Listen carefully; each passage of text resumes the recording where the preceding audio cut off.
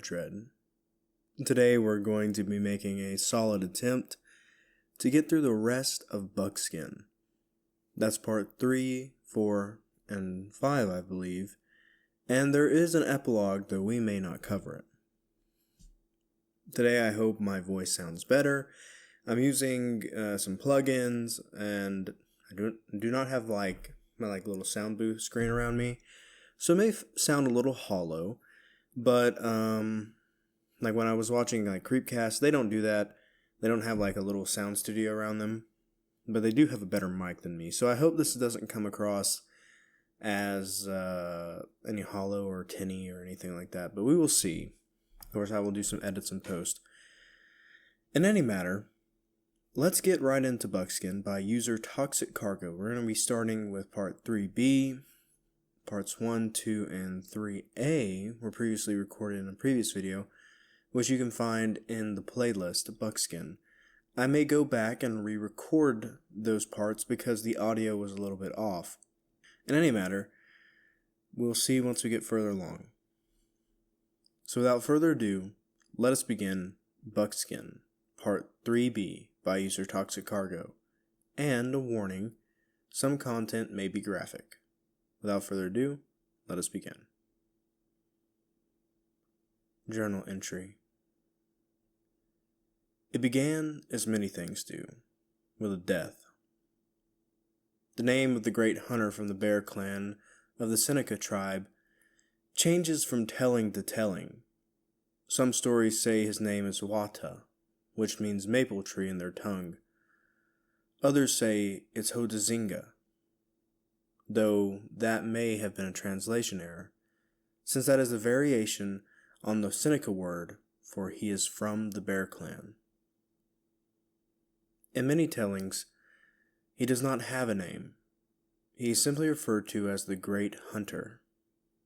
In any case, he had died in a hunting accident, and all his village mourned his loss.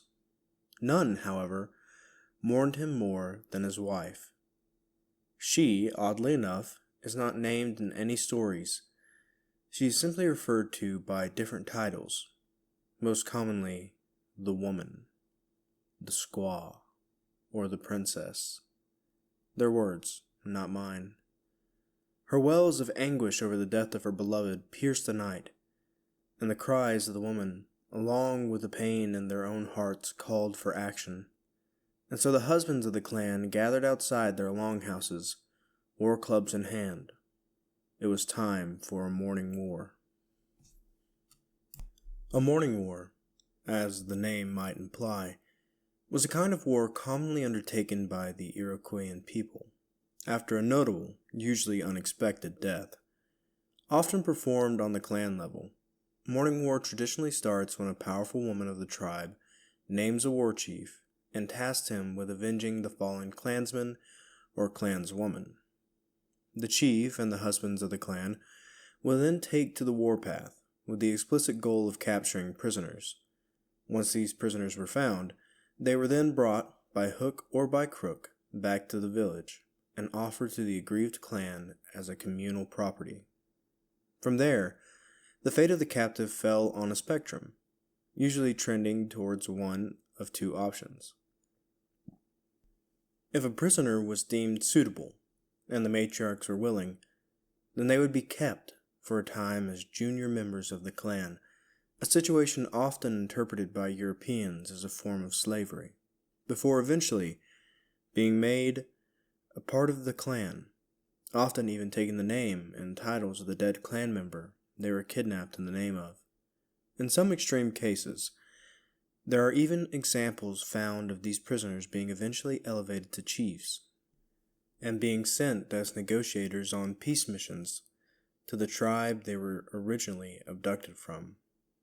However, if the clan was not willing or the prisoner was not deemed suitable, they would instead be brutally tortured in any multitude of ways before being executed, often just as brutally. There is one account from the Beaver Wars of an Onondaga chief executing 80 captives in this way after his brother was killed in a battle. It is perhaps also worth noting here that the practice of scalping was invented by the Haudenosaunee. To which side of the treatment spectrum a victim would fall depended predominantly on how long after the death they were brought to the village. In general, those brought in shortly after, while the sting and the anger and grief associated with the death was still sharp, would tend to find a brutal end at the hands of their captors.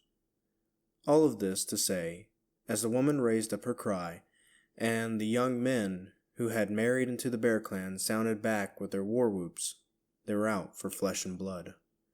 And within a few days, they found what they were looking for. It is here that we are introduced to our other main character. In all tellings, he is simply referred to as the Frenchman. His origin is unclear, changing from source to source. Some say he was a criminal, who changed his name and fled to the New World to slip the hangman's noose. Others say he was a Huguenot, a Calvinist driven from his native home to a place where none could persecute him. A few sources even claim the Frenchman was not French at all, but a German who had spent his early manhood drowning Anabaptists under the authority of Rome before suddenly growing a conscience, and in his middle age fleeing to the edge of the world to hide his shame, where none could recognize him for what he did. In any case, while he may have arrived in New France under Jacques Cartier on his third voyage in 1541, by 1542 he was counted among the 35 killed by the natives in the winter. The Frenchman, however, was not dead. None can say exactly how, but somehow he survived and remained, following the St. Lawrence River upstream and then the southern shore of Lake Ontario. Somehow he must have done it. After all, how else could a white man have been found by the Seneca war party at the mouth of the Genesee River on that blood-red evening of 1545? The fight was one-sided, and was over quickly, though the Frenchman had 3 years of hard-bitten experience foraging and fighting and surviving in the strange new world. The men of the Bear Clan each had lifetimes more than he, along with the advantages of numbers and surprise. He got one good swing off with his hatchet before a blow from a club caught him in the temple and crumpled his body to the ground. He was quickly bound, as an animal caught in a trap, and marked with black paint to indicate the war chief's recommendation for what should be done to him upon return to the village. The war party was then split, for they could neither afford to return with only one captive, nor could they afford to press forward with this angry, ungainly prisoner in tow. So 2 young men were left to bring their captive back to the village, while the rest of the party continued to move west toward Erie territory in a hopefully larger score. They established a location to reconnect once he'd been delivered back to the tribe, and then the war party set out once more. Meanwhile, the 2 left behind, hot-blooded and angered at seemingly being passed over for a chance to prove themselves in battle, waited until the Frenchman woke before poking, threatening, and beating him, all while gradually herding him back towards the village. In one telling, one of the young men broached the possibility of simply killing him outright and claiming he had attempted to escape, but his compatriot talked him out of it, saying it would be a great dishonor to neglect their duty than any honor won in single war could repay. Whatever may have occurred, for 2 days they traveled, and at the end of it, the Frenchman stumbled into the palisaded town with his captors at his heels, bruised, starving, and deprived of water, but alive. The young men quickly brought him before the clan matriarchs, and the woman, who was counted among the matriarchs, saw him for the first time. She saw the black paint on his forehead, and knew it meant the war chief had recommended him for cathartic execution. He, for his part, cast his eyes about the village reproachfully, and as he caught her appraising him, spat blood from the last blow his captors had given him to the ground at her feet. This elicited another swift kick from one warrior, as the other explained the circumstances with which they had found him. He spoke swiftly and anxiously, eager to rejoin the war party, and the woman convened to discuss his fate and who would take him. The woman, however, silenced them with a raising of her hand, She claimed his soul by her right as the widow of the deceased, as part of the bounty for her husband's death. The other clan mothers protested, but the woman could not be swayed, and eventually all dissent ceased. How could they deny her her rightful prize? She had the man brought to a private place in the woods, in a marshy spot near the burial ground. And though none or will ever know precisely what happened that night in that patch of forest, this much is certain. By the morning on the next day, the Frenchman was dead, and the woman was set to a new task. It is not entirely clear, at least not to the Western storytellers, exactly why the woman set about doing what she does next. The darker, more sadistic tale is that she was a psychopath, through and through, and in anger over her loss tortured the Frenchman, methodically breaking every bone in his body until the forest howled with his pain and her grief. And then, when his body could no longer withstand it, and he slipped from his mortal coil, she went around turning him into a trophy, an act of reasserting control in the midst of her helplessness in the face of death. The more romantically minded claimed that she sought a replacement for her husband, and at first made advances at him out there in the lonely woods. However, upon his rejection, she turned angry and scornful, beating and killing him before deciding that if she could not kidnap a replacement for her husband, she could make one. The sources do not agree if one is true and the other is not, nor do they say if it could be some combination of both. But if you want my opinion, I would say this. In order for what happens next to take place, she must have had the site scouted and pre-selected and prepared by collecting materials and tools in the previous days. I would say, therefore, that this was premeditated. Whatever emotion or intent had brought her there, she had always planned on it ending with the captive dead and the work to be done. The village heard screaming all through the night coming from that patch of woods, and the woman did not return to her bed to sleep. When her fellow clansmen went out into the woods to check on her, they found her preparing a knife next to a 5-foot pit in the ground. The soil there was dense clay, and over the night she had somehow found a way to fire the inside of the pit, until it was as watertight as any pottery jug. This feat, somewhat of a marvel within itself, was not of particular note to the people who had come out to check on their matriarch. They were too preoccupied by the other spectacle before them. The stories describe the Frenchman having been strung up like a muskrat from one of the nearby trees, which is to say upside down, and with all limbs splayed apart, so his body made the shape of a star dangling just above the ground. The knife the woman was preparing was one of her most prized possessions. Its blade was made from volcanic glass, very rare and sharper than any other stone knife. It was a wedding gift from her late husband, and it had only been rarely used for the most delicate of jobs. Her clansmen looked on in horror as she made the first incision, cutting a circle round the foot below the ankle, and then beginning to slice a line down the inner leg, across the groin, around the anus, and up the other leg, before making another circular cut around the other ankle. The woman had begun to skin the Frenchman. None protested. None spoke at all. Even the animals dared not to make a sound. The patch of forest was silent, except for the sounds of obsidian slicing flesh and the woman going about her work. For what could any of them say? By all rights, the Frenchman was hers to do with as she pleased. To try to keep her from doing as she liked with the corpse was as senseless as asking a warrior not to scalp his slain enemies, or asking a cat to stop batting a mouse. Besides, he was only one of those strange pale men. His compatriots had abandoned him years ago, so who would miss him? Still, it did not sit right with them. Scalping an enemy combatant was one thing, torturing a captive was another, but then skinning a full body was quite something else. It could disrespect the spirits, and who could say what strange medicine these pale men brought across the seas? One by one, the other women made signs of warding over their breasts, and left the clearing, resolving independently of each other never to go back to that clearing until all the woman's work was done. Eventually the Frenchman and the woman were alone again, and she continued about her grisly task. Here, every telling dissolves a myriad of details into a single sentence. She skinned him like a beaver, and tanned his hide as one would a buckskin, and preserved his organs in a chemical concoction until the moon was right.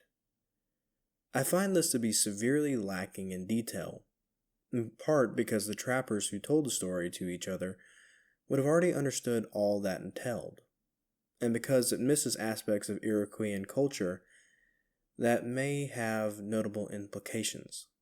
So here, for the next several paragraphs, I will fill in what I imagine the whole thing must have looked like, mostly for the benefit of getting it off my chest. Once the initial cuts had been made along the legs, the majority of the Frenchman's skin could be peeled off. Up the legs, up the torso, and briefly stopping around the armpits to make incisions around the wrists, down the arms, and around the neck, just below the collarbone, before fully pulling the skin off, like peeling off a wet sock. Next would come the head, for which a slice would be made from the middle of the forehead down to the base of the neck on his back, as well as around the eyes before pulling the skin all the way forward and cutting the cartilage of the nose away from the skull. And all that would remain would be the hands and feet, which would require great care and delicacy to remove undamaged. This was no large matter to the woman. She was the wife of the great hunter, after all. She had spent countless hours skinning and cleaning the kills. After all the Frenchman's hide had been removed, she would scrape the insides of the removed dermis free of any remaining meat and fat before leaving it on a wooden frame to dry overnight. Then she would move on to the organs and muscle. The options for preserving meat in that time were limited, especially considering the lack of access to salt and the reliance upon the weather for freezing or refrigeration. Most of the remaining ways left would involve drying the meat, which was unsuitable to the woman's needs. The only option left to her would be to pickle him. The body would be let down from the tree, and the meat would be pulled and stripped away from the bones. The muscles and organs, all except the brain, would be prepared and organized into the pit she had fired earlier. The bones would be set aside for safekeeping. The Haudenosaunee had access to a kind of vinegar made from maple syrup. She would have poured as much as she could find into the pit after the meat, ideally enough to fully submerge the organic tissue, before covering it up and letting it sit for a long while. The only organs she could not save were his eyes. The pickling would have done too much to make them inhuman, so as replacement, she foraged or stole or traded for river rocks of the same color as the Frenchman's eyes, before delicately painting the whites, pupils, and strongly colored red blood vessels, leaving the irises shined and unpainted. Between the river rocks and the sheer quantity of vinegar, the cost would have been exorbitant, and in case of the vinegar, would have almost certainly depleted much of the village's resources. This would have almost certainly raised issues and ire with the others in the village. On top of this, the vinegar would only preserve everything for a short period of time.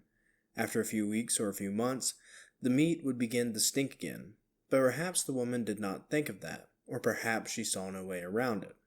Somehow she navigated it all and continued her work. She must have, or at least I can think of no other way.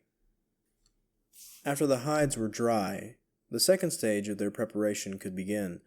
The skin would be scraped a second time, this time over the outside, to create the texture we associate with buckskin. Since human flesh is much thinner than a deer pelt, this would likely result in a number of tears that would need to be sewn up and repaired later. Next came the tanning. The solution required certain proteins, commonly found in nerve, stem, and brain cells. Leather workers and fur trappers in the modern day remarked that God gave every creature on earth just enough brains in their heads to tan their hides, and man is no exception. The woman would have mixed the Frenchman's brains in a jug of water, stirring until it had a consistency of uncooked scrambled eggs. If you believe she was trying to make a replacement for her husband, then she may have added things like walnut shells to the mix, as well, which contain tannins that can darken the skin to a deep brown. The Frenchman's skin would then be added to the mix, and the jug holding it would be left to set for a long time, maybe a week, maybe a month. Who can say? Between that, the organ pickling, and the marsh this was all done in, it must have stunk to such an eye-watering degree as to strain the imagination. Meanwhile, in the village life would have gone on. The Haudenosaunee believed that the body of the recently deceased should be kept in or right outside their longhouses for 10 days following death, meaning that for at least a week, after her project had begun, she would have to walk past her husband's corpse on her way out of the woods, and then walk past him again on her way back in. Who knows what must have gone through her mind each time she did that? Maybe she didn't think about it at all, wholly obsessed by her fascination with the Frenchman. Maybe she tried to ignore it, but each day found it harder and harder to pretend not to care about the memento mori filling her doorway.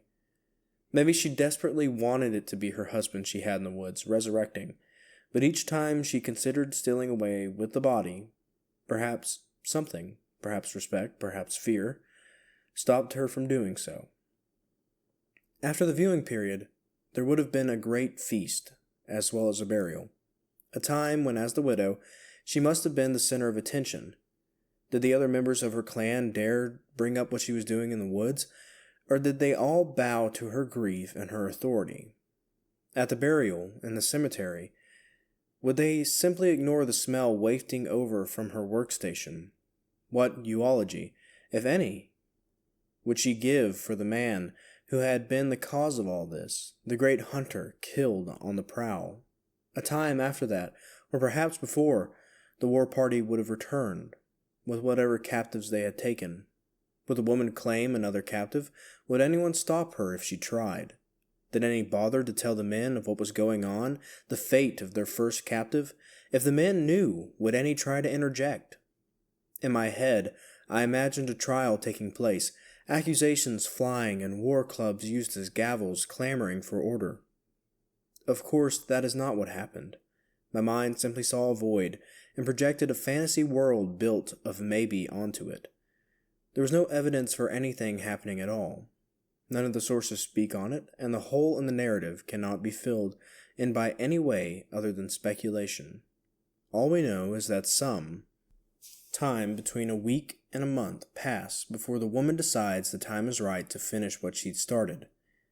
It is there where the stories pick back up. The woman had many talents. She was, as already demonstrated, quite adept in the preservation of meat and the production of hide and wearable material.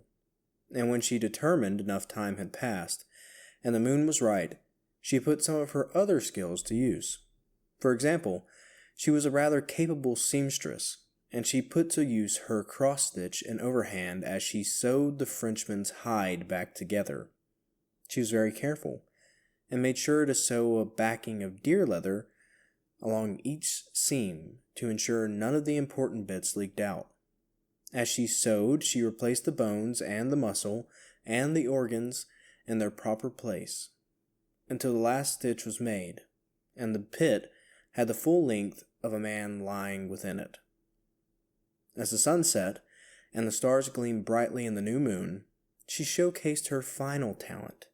She was a matriarch of the Bear Clan, and the Bear Clan was known for their powerful medicine and connection to the world of the spirits. And so deep in the woods of that dark continent, untold and unsung, the woman performed her dark rites.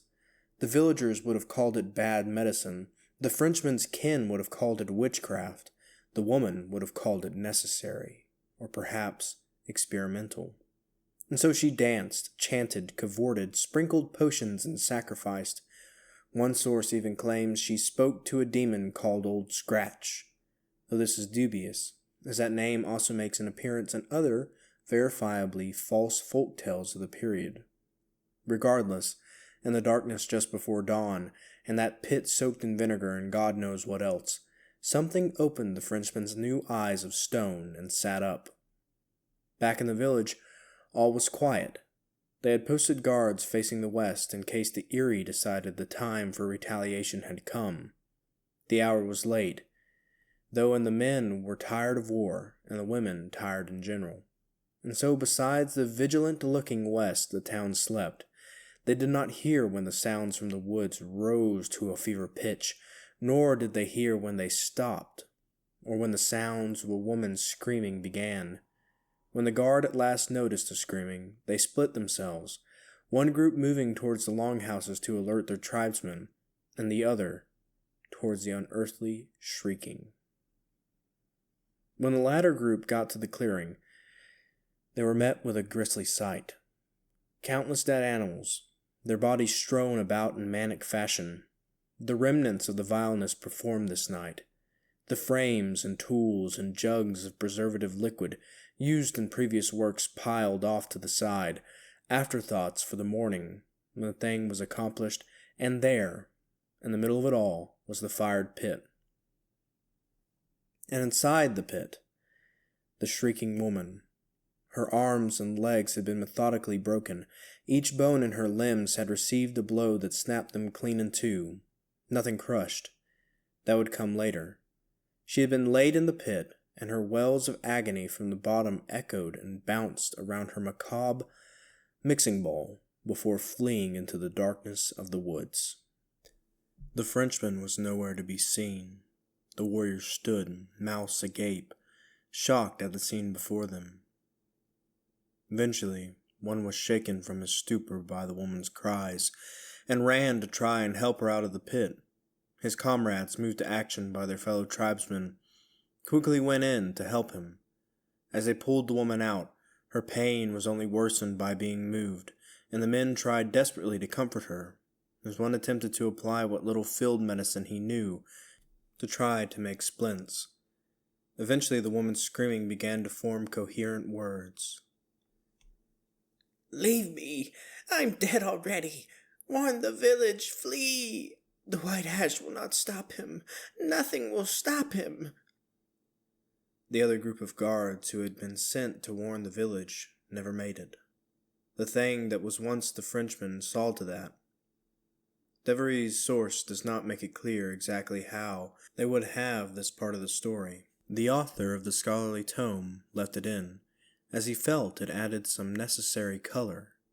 It fell upon them quickly, and though they outnumbered it, and possessed weapons, while it did not even possess clothes, the battle was decisive. It could move faster and strike harder than any war club, and of the party of 3 it quickly brought one of them down, grabbing their hair and splitting their head on a rock. The compatriots of the fallen warrior did try to save him, raining blows down on their assailant and moving in to cut him with knives, but the blows that landed and crunched its bones, audibly breaking them, did not slow its hands or elicit any signs of pain, and though the knives did cut holes in its soft hide, nothing spilled out, as though there was some invisible membrane holding its organs in. At this point, it cast its stone-cold eyes on the remaining warriors, and the elder of the two told the younger to run and alert the village. The old man then raised his tomahawk and turned back towards it as the young man at first hesitated, then turned and ran through the woods. He did not hear the old man die, but he was within sight of the village when it caught him and began to beat him. When it was done, only one figure rose from the ground. It turned its head toward the village and began walking. The woman's cries had subsided now, though not due to a decrease in volume. Instead, the act of splinting her limbs caused such shock and agony that she would frequently lose consciousness before slowly regaining it. In this way, her constant wails became intermittent, stopping and starting as she lost and then regained awareness of her body. By the time both legs had been set and her right arm was being bound, it was taking her longer to come back to herself each time, and the warriors were beginning to discuss who would bring her back to the village. No sooner had they begun to figure out the logistics, however, than The strong smell of smoke overpowered the latent smell of rot present in the clearing. For the first time in many minutes, they turned their heads back toward the village, and their eyes went wide as they saw a bloom of light glowing in the middle distance. The palisades were on fire. Immediately forgetting the first aid they had been rendering, they picked up their weapons and ran back, hoping they were not too late, praying to the stars and the Great Spirit that whatever awaited them could be stopped. As they came to the town and, covering their mouths, ran through the spiraling, now oven-like palisade, the storytellers give their first description of the thing that was once the Frenchman. The thing, as it will henceforth be called, in all accounts was described as looking close enough to a man from a distance. Bipedal, 2 arms and 2 legs, eyes and hair passing for living. However, closer inspection from a distance made the differences stark. Whatever bound its bones together and allowed them to carry its weight did not seem to also bind its flesh and organs, and so as it moved, the weight of the whole thing would shift around like the sloshing of a wineskin, and even from a distance, the parts most affected by gravity, the feet, legs, and gut when standing, seemed to bulge, while the arms, chest, and face seemed to sag, as though all its internals were compelled by gravity to the lowest point, and only the strength of the seams and the hide itself prevented everything from spilling out through the hills. When it moved, it was unnaturally quick and brutally efficient, as though every motion was as final as death, and no more heeded the laws of momentum or biomechanics than they did the laws of men. Surrounded by the fiery village, they could see his naked skin glistening in the firelight, as though covered in a sacred oil.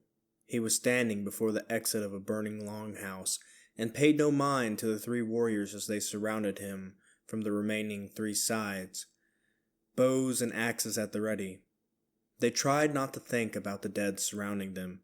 They banished the observation that many of the men, triumphed only days before over in the Eyrie, lay now with their eyes gouged, heads caved open, and brains scattered about. They only focused on what they could save, what they could kill, the single longhouse remaining, and the enemy standing motionless before it. They began to creep towards it. As they closed the distance, it became more dreadfully clear that this thing, if it ever was a man no longer. Within 30 feet, the rot and vinegar smell began to overpower the smell of the smoke, and the nature of its skin was clear to them. All of it, from head to toe and balls to backside, as one storyteller said, had the same texture as their moccasins, and was dyed unnaturally brown, so it looked more like a horrific, painted leather sculpture than any recognizable human being. The holes, by the seams, in the eyes and around its wounds, showed pinkish red flesh beneath, though no blood escaped. Most fearful to the warriors, however, was the smear of white ash across its chest and face. White ash to the natives of this continent held a similar place in folklore as silver in the European tradition. Pure, cleansing, and a tool of good medicine that could be used to vanquish or harm evil spirits. With this in mind, the presence of the ash smeared across it, around what could, now that they were closer, be identified as cuts from a knife or spear, was an ill omen indeed. They remembered now the woman's cried warnings. They could not kill it. Their nerve began to waver. Despite their best attempts to ignore them, they began to notice the bodies piled up by the doors of the other burning longhouses. All of them, for a moment, considered running and abandoning their village. It was at this precise moment that the people within the longhouse, awoken by the fire, began to run out. The first out the door was a woman, leading her son by the hand. They stopped at the door when they saw the thing, but with the fire at their backs they had no choice but to run out through the doorway. She shouted, a command to her son, and as they came out the door, tried to run in opposite directions, but the thing was faster. He caught each of them by the throat before they had made it 4 feet from the door, and then as easily as if they were no more than river stones, lifted them off the ground by their chins and slammed their heads together. A sickening crunch was heard, and the boy and his mother collapsed to the ground unmoving. All the while its eyes, if you could call them that, never wavered from the longhouse. The men did not think it possible for emotion to be seen in river stones, but they could swear they saw hatred in those paintings. More people appeared in the doorway, and the thing began to move towards them. At this, all thoughts of running fled the men's heads, and they fell upon the walking corpse with axes and tomahawks, and the fury of a raccoon cornered by a bear. They knew they could not kill it, but they hoped with numbers they might sever its arms or a leg, and give the final villagers a chance to escape into the woods. As they fought, more men came out of the longhouse, weapons and tools and burning sticks in hand. They joined the melee with whatever they had. Knives and chisels and arrows gripped in their fists cut and pierced it. Clubs and hammers and stones rained down on its limbs and torso and head. 20 men in total joined the fray. 20 men was not enough. Each time they threatened to bring it to the ground, to restrain it, it would manage to throw them off or worm its way out, and it always managed to kill at least one when they attempted to swarm him again. In the end, they all lay dead or dying at its feet, between it and the longhouse. Their sacrifice had not been in vain, however. Some women and children were able to flee out the longhouse door and break for the woods. In the coming days they would scatter to the wind. Some were picked up by the Erie war band looking to recoup the people who had been kidnapped days or weeks before. Some made it to other Iroquoian villages. Some wandered back into the burnt-out husk of their village, found the ashen remains of their longhouse, and simply laid down and let their sorrow overcome them. However, many did escape. It was certainly not a majority. As they ran away, the survivors say they saw the thing walking into the longhouse to kill the survivors who remained, and the last image of the story gives of the thing that was once the Frenchman is a little girl claiming she saw him leaving the longhouse and walking back in the direction of the burial ground, and that from that direction the woman's shrieks filled the night again and echoed through the woods for hours before finally falling silent. None of the survivors from the village ever saw the thing or the woman again, and the story ends with a warning. Beware the forest, and beware this new land. There are things in these woods that are greater than you, whatever you might call them. They walk about out there, and they hear what is said about them.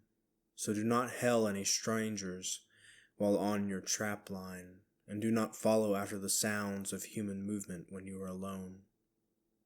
Most importantly, be cautious of what you say when you think no one is around. After all, you never know what may be listening. The book continues after that. The author begins to dissect the many cultural influences at play, particularly focusing on French folk tales of revenants, and looking at the similarities between this story and Haitian tales of witch doctors killing people and turning them into zombies. I'm certain after that it proceeds into a very good analysis about how different cultures and oral traditions blended together in the New World, but I stopped reading at the end of that page. I simply couldn't focus on the text anymore. I was too lost in my mind. Of course, I don't think the monster from a probably fake, poorly sourced, over 100-year-old story is the same homeless man that nearly killed me in the stacks 10 years ago. Even disregarding the obvious impossibilities involved in that, it wouldn't be consistent with the character proposed in the story. For one thing, my homeless man very much had clothes on. And for another thing, he wasn't covered in new stitches to patch up ancient knife wounds. But still, I found myself thinking of that old French explorer who wanted nothing more than to disappear off the edge of the map and be forgotten by everyone. I thought of that stranger in the stacks 10 years ago, and the way he savagely tore at these pages, cramming them into his mouth and swallowing them like he wished to absorb it all through his stomach. Into its stomach, perhaps. Last I thought of icy blue eyes that weren't eyes, staring past me and yet at me, transfixing me with such hatred as I had never known before that fateful day. The memory of those eyes transfixed me to my couch and haunted my sleep. The next day, I bought this notebook, as well as others, and started writing. I don't think I'll be working today. I'll text my assistants and give them the afternoon off. I've been writing for nearly 4 hours, and between the emotional toll of telling this story and my lack of restful sleep last night, I am exhausted. Hopefully, getting this all written down will help me feel better tomorrow. Ava is trying to put something together for Eli's birthday, and I'd like to be back to my regular self before going out. Either way, this journal is proving to be better than I expected. I feel like a weight has been lifted off my chest. It's good to talk like someone understands and believes me, even if that someone is just myself. Maybe I won't throw this one in the river after all. Anyway, my hand is cramping again. Maybe I'll write more tomorrow. Goodbye, until then. End of part 3B. And start of part 4. Before we go into that, I want to just say, I love this story. I honestly think that this story could have just been like this section alone, and it would have made a incredible horror story. That's just good penmanship. That's good authorship. To have a little like lore in a story, and that single part of the lore be good enough to be an impactful story. There's a lot of lines in this section that were just heavy, and I'll go back and look at them, and I'll include them in when I send a message to the author himself. But this is a good story. This was probably the best section yet, I would say, and so I can't wait to see where we go from here. All right, without further ado, let's get into it. Part 4 of Buckskin. Final entry in a spiral notebook found at the scene of the crime. I must be going insane. I was right about not being able to leave the apartment. It's been 6 hours since I finished the last entry, and I have not so much as considered opening the door. What I did not anticipate was how much stronger it would come over me this time. Not only can I not leave the apartment, I can barely leave the room. Anxiety and fear are a part of it. Every time I let the door out of my sight, I feel nearly certain that when I round the corner again, he'll be standing there, not moving. Yet it's gotten so bad that the last time I got up to use the bathroom, I could swear I saw a shadow, cast by the door light I've kept perpetually on all of today. It took me a full 10 minutes standing there to work up the courage to confront him, only to find nothing there, and a dead bug in the lampshade responsible for the shadow. That was 2 hours ago. Since then, I have seriously considered using a bottle if I need to go again. I cannot let the door out of my sight. Even the balcony isn't safe anymore, for even though I can see the door from it, I can also see all the people, too small to make out details from up here, walking around below. Any one of them might be him. And I wind up going crazy, trying to watch the door and scrutinize the flow of people below. It feels like trying to stare down a rattlesnake while dodging traffic, and it makes me feel sick.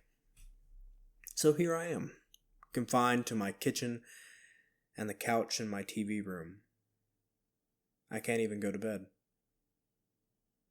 While this bout of restless unease is worse than it is normally, I would be a liar if I said it was uncommon.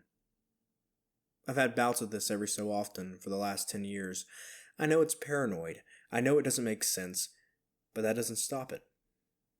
I know it's all in my head in the same way I knew that shadow was going to kill me. Even still, if it was only the anxiety, I'd be able to deal with it.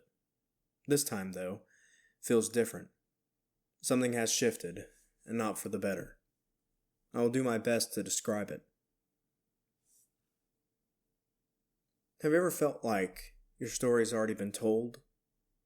Like the ink is dry on the pages, the spine is bound, and now the only chance left is to either see it to the end or set down where you are and just never finish it. To be clear, I don't mean that something has chosen my path for me, or that everything before me is fated in any sort of spiritual sense. It feels more impersonal than that.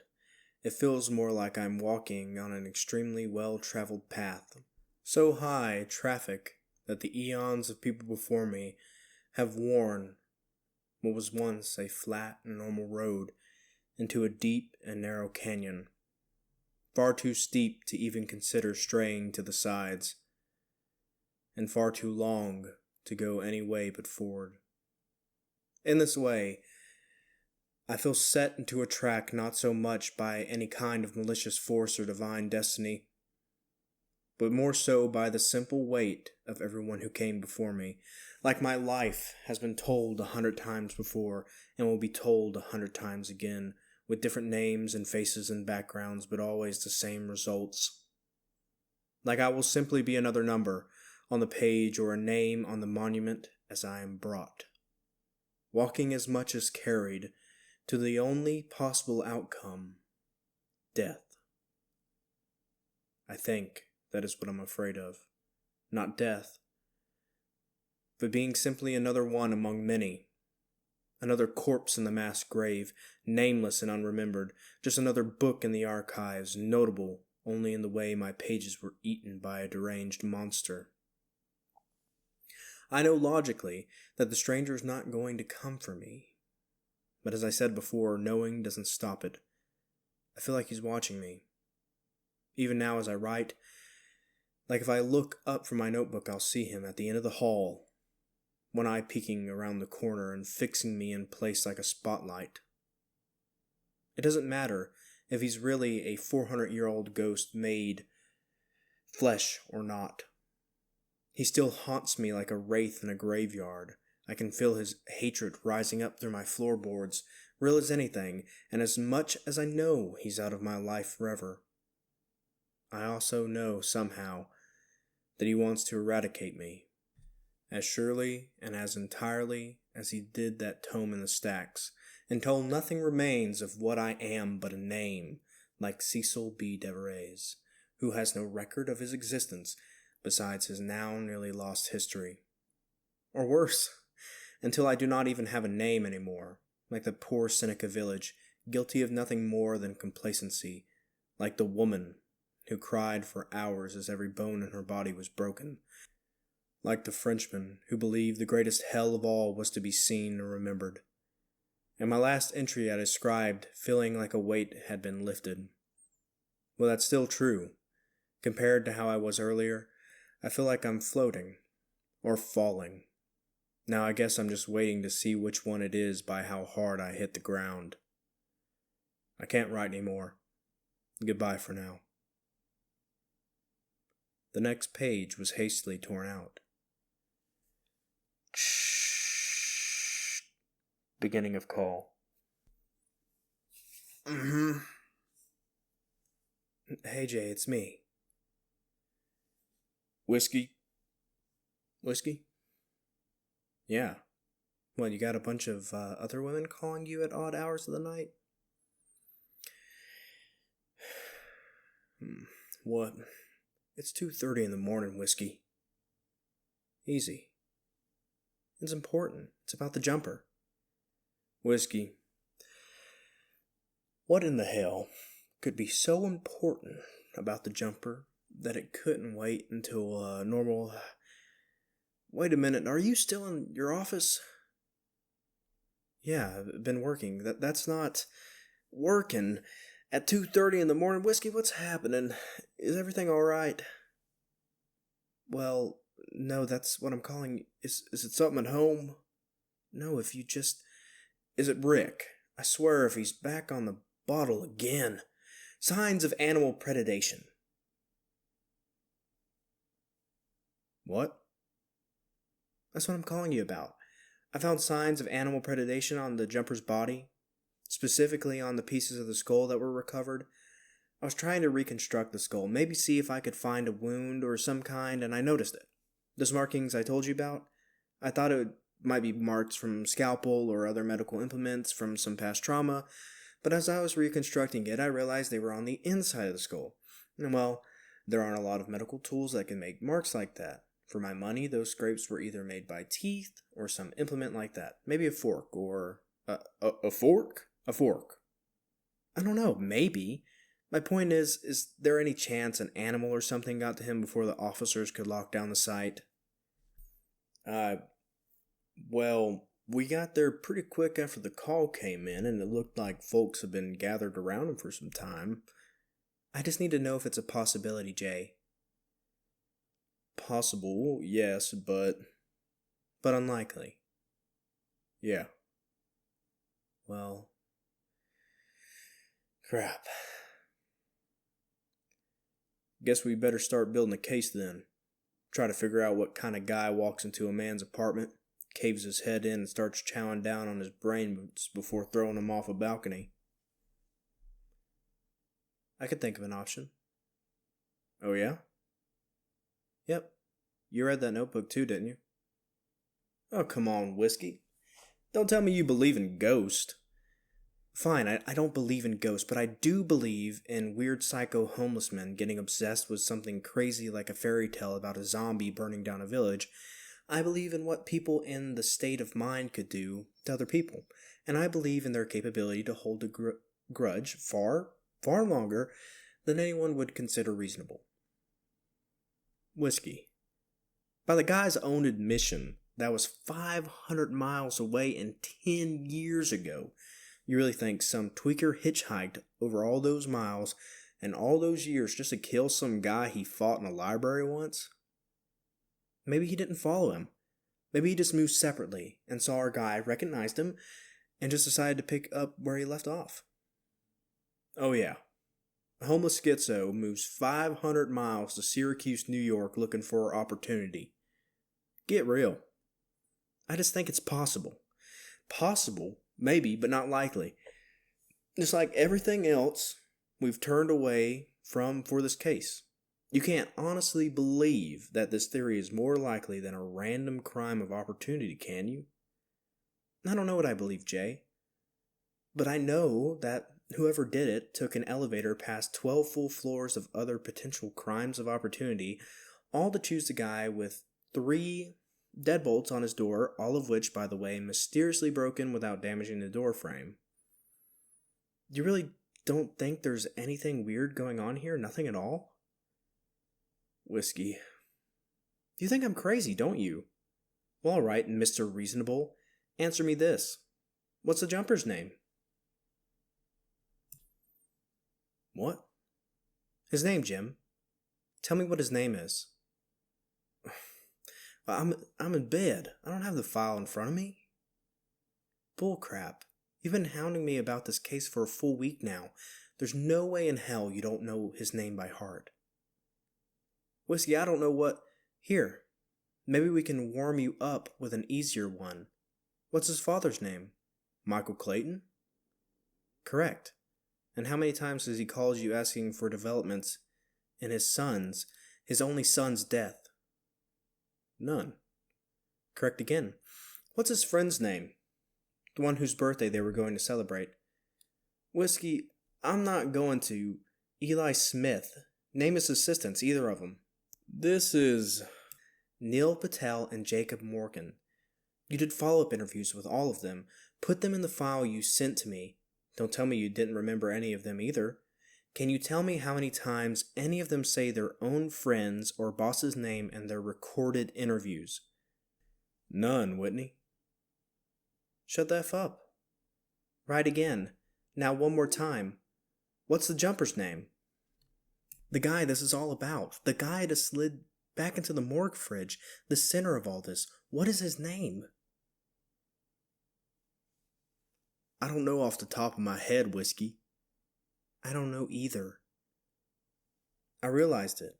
As I was sitting here typing the report, I'd write his name, and my fingers would just move on their own. I looked up and realized I couldn't even read the name. I just typed out. My eyes just skimmed it and said, "That dead guy," in my head. No matter how hard I tried to read it. I know, I've typed it 50 times in the last hour, but I couldn't tell you what it is. My God, I've been cutting this kid open, and I can't even remember his name. Kid? Whiskey? Kid, guy, jumper, you know what I mean. Whiskey, you're gonna hate me for asking this. Then don't. But does this have anything to do with that breakdown you told me about this afternoon? F you, Jim. I'm just saying. Oh, you're just saying, huh? You're just saying that old Whitney's going crazy, just saying she's probably off her gourd, like last time? And she was doing so well, too. No major episodes in a decade and change. And now this? What a shame. Well, maybe I am going crazy, Jim. Maybe I haven't gotten enough sleep. Maybe I've been throwing myself into work, isolating. Maybe I'm spiraling here. Maybe I can't stop thinking about this jumper's name, or that black kid's face, or the shape of the burnout husk on the highway of death. Maybe I can't stop thinking about what I can't remember, and maybe that makes me a little crazy. But I know that you can't remember either. So don't pretend like there isn't anything a little weird going on right now. Don't act like you don't see it too, and do not dismiss me. You done? Yeah, I'm done. Sorry. Okay. No problem. Look, Whiskey. It's 2:30 in the morning. I'm tired, you're sleep deprived. Nothing we say here will be productive. If it is this mysterious traveling crackhead that did it, he's already had a week to get away. 4 more hours isn't going to hurt anything. How about you get some sleep, and we both handle this when I get into the office first thing in the morning, yeah? Sure. Fine. Right. You gonna call Rick, or are you gonna drive home? I'll probably just sleep here. Got a blanket and everything. Whiskey. Oh, shut up. I'll be fine. Wouldn't be the first time I've bedded down here. Alright, just what? Just take care of yourself, Whiskey. Thanks, Jay. I will. Okay. I'll see you in a few hours. See you. Bye. Bye. End of part 4. Oh, dialogue. Fun dialogue. So fun. It feels very real. Such a real dialogue. I like the end of the journal entry, and now I have a theory about what's happening. The Buckskin guy pulling brains out, using them to lather himself up so he stays immortal, trying to destroy all evidence of himself, and he's an entity. He has the power to erase names. That's creepy. Very Indian folklore, very Native American folklore, I guess, not Indian. But yeah, I like that. I like this a lot. I'm ready to just jump into part 5. I don't want to take any breaks. All right, let's get into it. Start of part 5.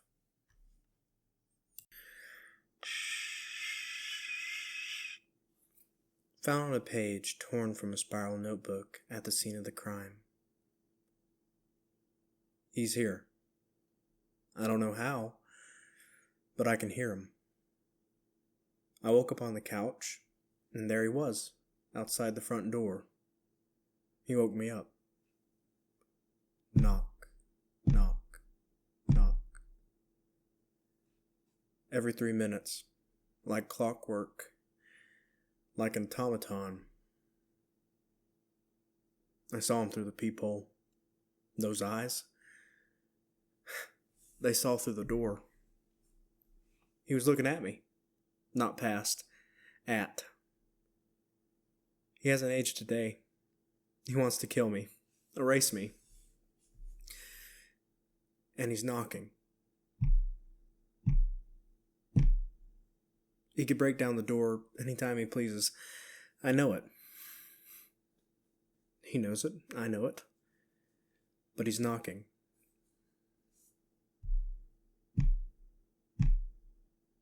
Breaking it down would be too loud. He doesn't want an audience. No witnesses. None to remember. Have to write. No phone signal. Internet's out.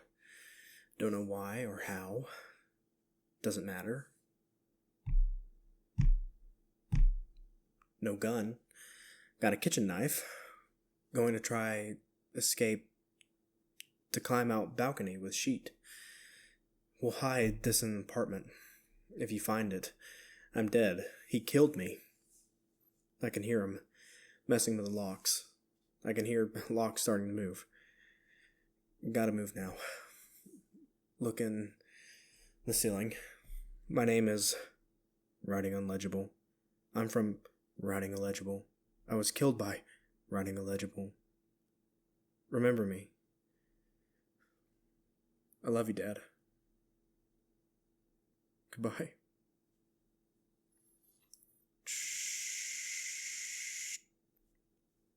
You have 12 missed calls.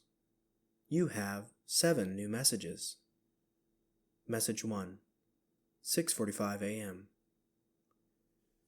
Hey, Whiskey. It's Jay. I'm on my way to the office right now. I just wanted to say I'm sorry for what I said a few hours ago.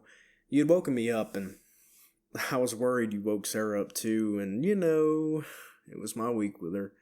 And then you started saying all that stuff about the case, and anyway. Point is, I was a little irritable, and I apologize for that.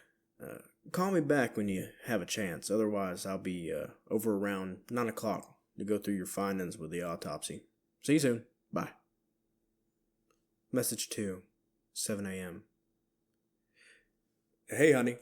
It's me. Woke up and realized you weren't home. Figured you might have pulled an all-nighter at the office and just forgot to text. I'm about to leave for work, so I won't be here when you get back. I've had donut. I remember to bring the trash out, so that's covered. Don't worry about the dishes. I'll do them when I get back. And don't forget, we've got a reservation tonight, so give yourself enough time to get ready. All right, that's all I could think of. Love you, honey. Call me back when you can. All right, bye. Message 3, 7:02 a.m. Hello. We've been trying to reach you concerning your vehicle's extended warranty. You should have received a notice in the mail about your car's extended warranty eligibility. Since we've not gotten a response, we're giving you a final courtesy call before we close out your file. Please call us back to discuss this matter. Message 4, 7:05 a.m. Hey, Rick again. Just heard about what happened at your work this morning. Just trying to make sure you're okay. Please call me back. Please? Message 5, 7:07 a.m. Honey, please answer your phone. I need to talk to you. Message 6, 7:10 a.m. Answer me, please, honey. Message 7, 7:14 a.m. Dang it, honey. Pick up the phone. I just need to know if you're all right.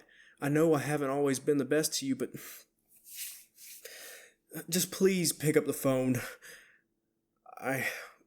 What do you mean the cops are here? I haven't done anything. I don't know why they'd be looking for... Oh, dear God. End of messages. TV news segment. D. Good morning, Syracuse. It's now 10 o'clock and this is the morning news with WSYR. I'm Ryan Dean, P. And I'm Rachel Polanski. We'll begin this hour with a shocking report from downtown. At around 4 o'clock this morning, the police responded to shots fired at a medical examiner's office, seemingly in response to a break-in, resulting in one confirmed death. Yes, the footage you're seeing now is the aftermath found this morning when the police arrived. Though the police have not yet released any details, you can see that it appears the suspect rammed his car into the window, shattering it. That's right, Ryan. According to the police, he did not appear to take anything before leaving, likely scared off by the lone witness and victim, Dr. Whitney Faber. A pathologist working for the county coroner was in the office, apparently sleeping after working a particularly long night. It is believed the suspect was surprised to see her, killed her in the ensuing struggle, and fled in a panic. Police have not yet revealed the identity of the suspect, and the investigation is ongoing. Harrowing stuff, Rachel. In lighter news, the show Hadestown has come to Landmark Theater. And when we come back, we'll be giving you the backstage tour of how this troupe brings the ancient myth to modern life. More on that. Don't go anywhere. Hey, Sean. Hey, Jim. Jesus, you sound awful. So do you... been getting enough sleep? No. You? No. Nothing good in the autopsy either. Nothing definite anyway. All I can infer is death was caused by blunt force trauma. Likely from a weapon or tool of some kind. But given the state she was found in, I don't think you need to be a pathologist to figure that one out. Oh. I know. I'm so sorry, man. No. I'm okay, No, man. I'm really sorry. I know how important this is, and I tried, man. I scoured that body, did everything in the book, right? I even ran a talc scan. But there's just nothing, zilch, zero. Nothing but bruises and broken bones, and a crushed windpipe and a fractured skull. I know that after the lack of evidence at the scene, you were really hoping to bank on the autopsy for leads, but I'm... Sean, it's okay. I know you did your best. Nobody could have done better. We'll just have to get him some other way. But that's not on you. You did good work. Whiskey would be proud. Thank you, Jim. Of course. I just have one last question for you. Sure, what is it? Nothing major. And it's gonna sound stupid when I ask it. It's just something I need to check. You don't need to add qualifiers, Jim. Lay it on me. Sure. What's the victim's name?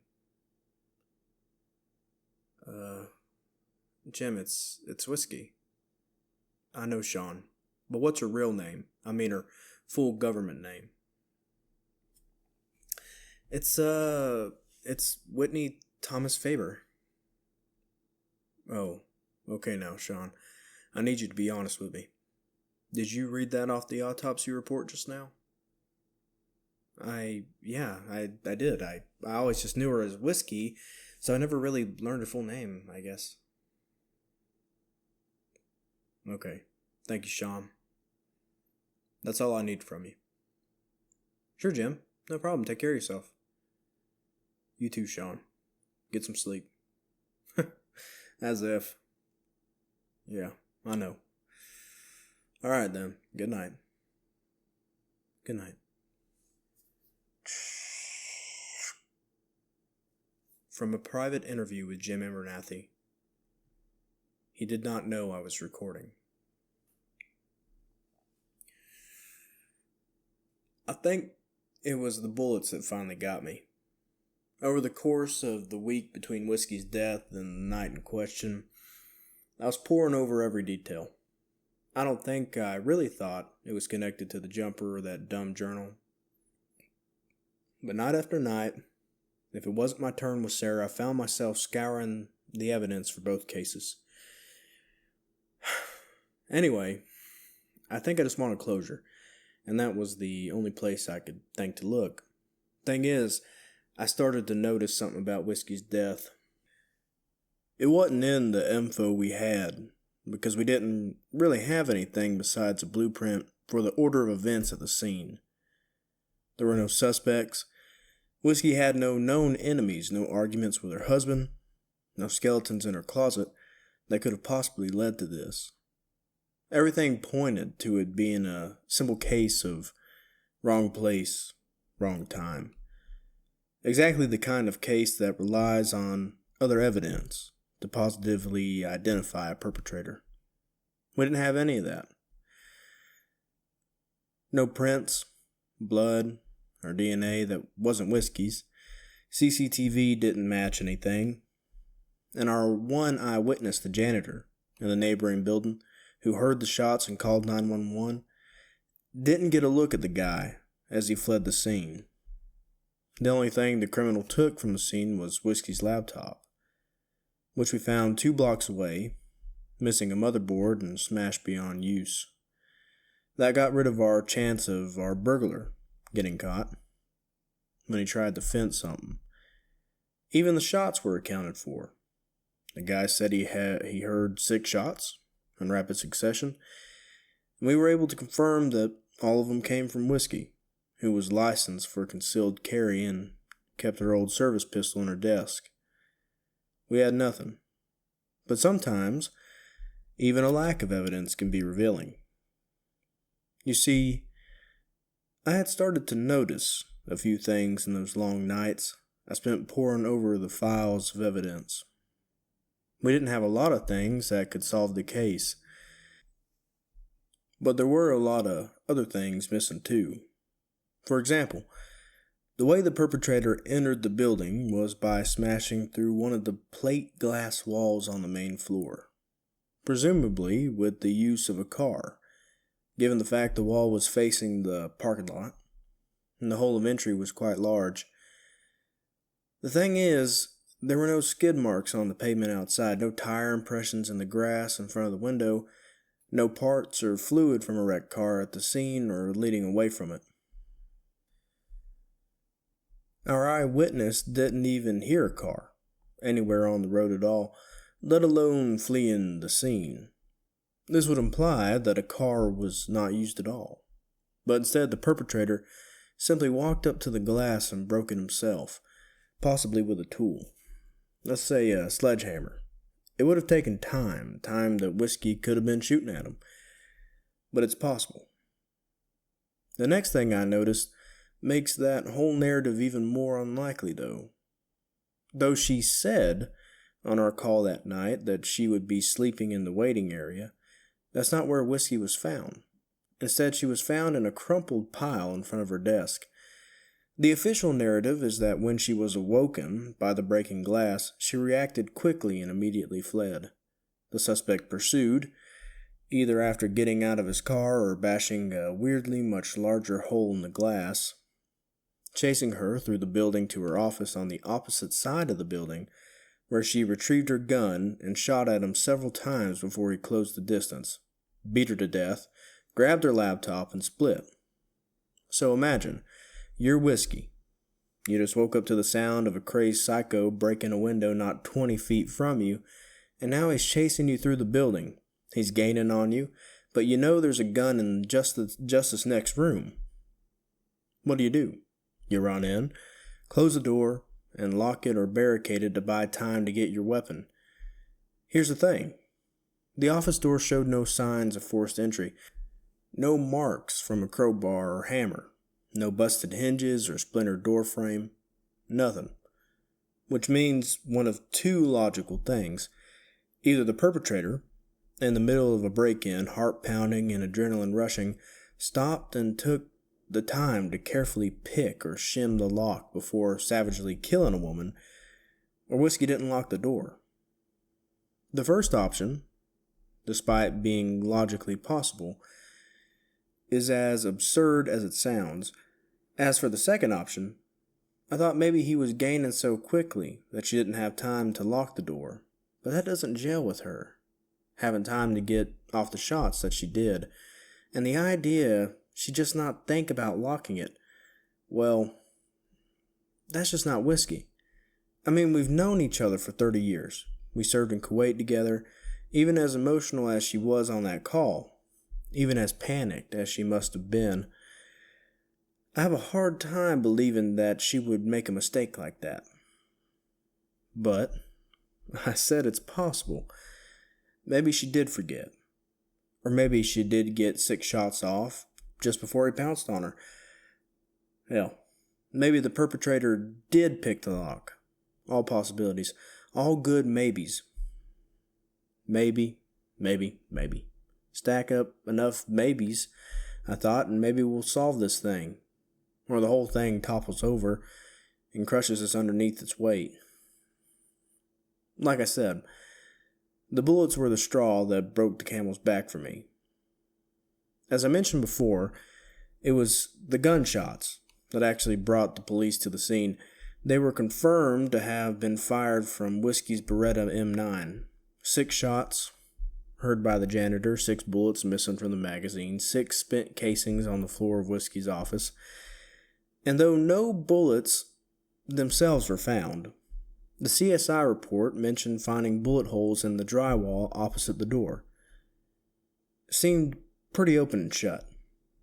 In a stressful situation like that, even experienced shooters aiming carefully can miss, and if Whiskey was able to get off 6 shots before the door opened, then by about shot 4, she wasn't aiming carefully. But something kept nagging at me. I kept looking at the pictures of the bullet holes in the wall.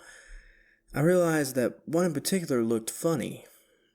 The report said that the odd shape of the opening was due to 2 bullets simply impacting the wall too close to each other. But it kept bugging me, and that's when it hit me. That wasn't 2 bullet holes, that was 1 bullet keyholing. I'm sorry, I'm not familiar with firearms. What's keyholing? It's when a bullet hits a target sideways, leaving an odd opening that's longer than an ordinary bullet wound. The drywall had crumpled a bit around the hole, so if you looked at it expecting to see 2 bullet holes, then that's what you would see. But looking closely at that picture, there was no doubt in my mind. Keyholing like that can really only be caused by a few things. A crappy gun, crappy ammo, or if the bullet hits something and passes through, causing it to tumble. We know it wasn't the first 2, which really only leaves one option. Whiskey hit him at least once. The bullet went clean through his body, and he kept on coming and beat her to a pulp. Then, when he was finished, he ran off into the night with a laptop that he ditched 2 blocks later, all while having a hole in him that should have been leaking like a bad faucet. And yet, not a single piece of his DNA can be identified at the scene. No blood found that wasn't Whiskey's. Not one drop. I tried to square it with logic. Maybe the bullet hit his hammer or something and deflected off of that. Maybe the perpetrator was wearing a ton of layers, and the bullet hit a place that would still slow it, but not harm the perpetrator. Maybe. As I leaned back in my chair, I realized I was getting very tired of all the maybes. Then, more on a feeling than anything, I remember what Whiskey had called me about that night. She was freaking out about how nobody seemed to be able to remember the jumper's name. More on a feeling than anything else. I decided to give Sean a call. And well, you have those recordings, so you know how they went. There was something else, see. While I was talking to Sean, I was looking out my office window. It was raining that evening. I remember, and I was watching the cars pass by. Right about when I was hanging up, I saw him. Plain as day, on the other side of the road. An old homeless man watching me through my window, and a grimy green windbreaker that looked straight out of the 90s, and a set of cheap cargo pants. I couldn't make out the finer details through the rain streaking down the glass, but from what I could discern, he looked like hell. His skin was an even brown tone like old leather, broken up only by what few scars I could make out on his face. Even from that far away, I could feel his eyes on me. It felt like they were burning a hole in me. I saw him move a hand up to his chest, slow and unwavering as a surgeon, and put 2 fingers inside a hole in the chest. I realized then that it wasn't just one hole he was reaching into, that what I had mistaken for a pattern was in fact a series of dime-sized holes. If I took the time to count them, I'm sure I would have counted 6. As I thought that, something new occurred to me. I wiped the glass of the window as my breath had begun to fog it. If I was right, and one of the bullets had keyholed, then there were only 5 bullet holes in the wall of the crime scene. Before I had the time to fully flesh out the implications of that, his hand moved again, in a short jerk reminiscent of removing a splinter.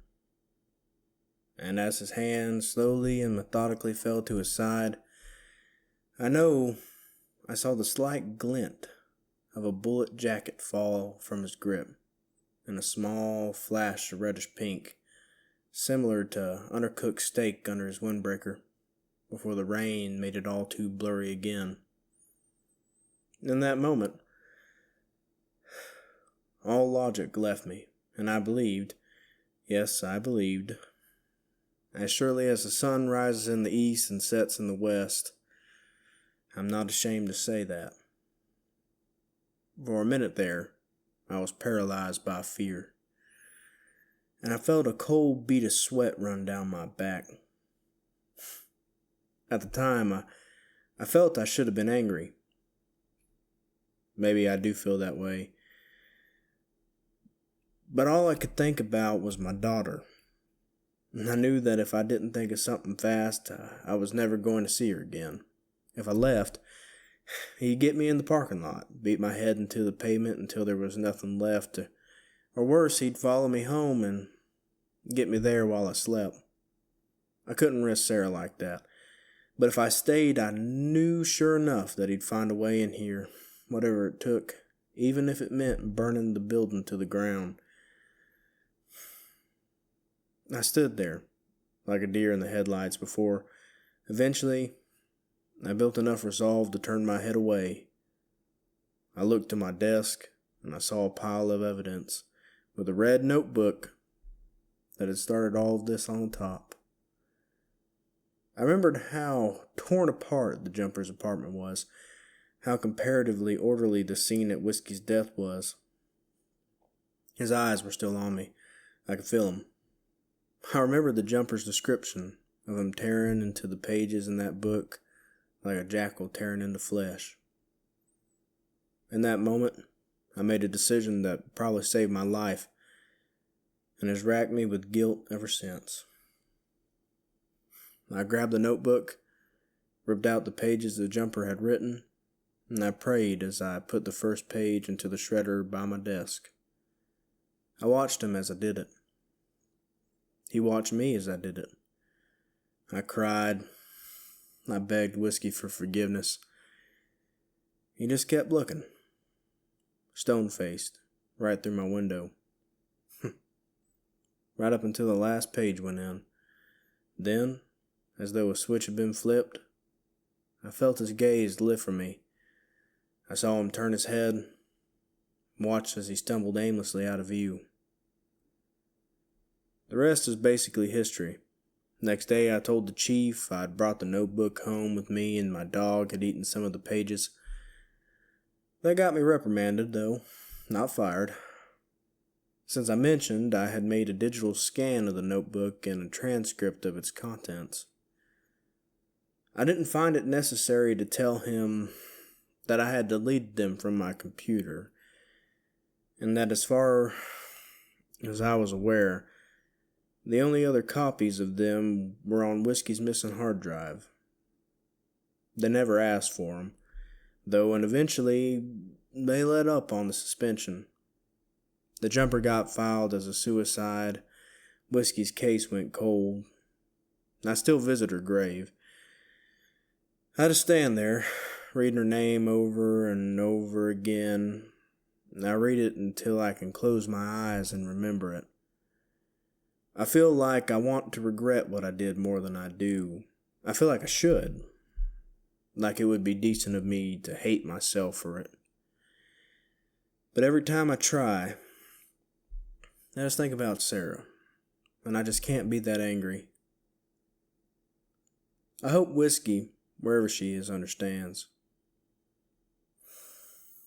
Last month, my daughter and I went out to dinner to celebrate my retirement. She's in high school now. Her mother and her are looking through colleges.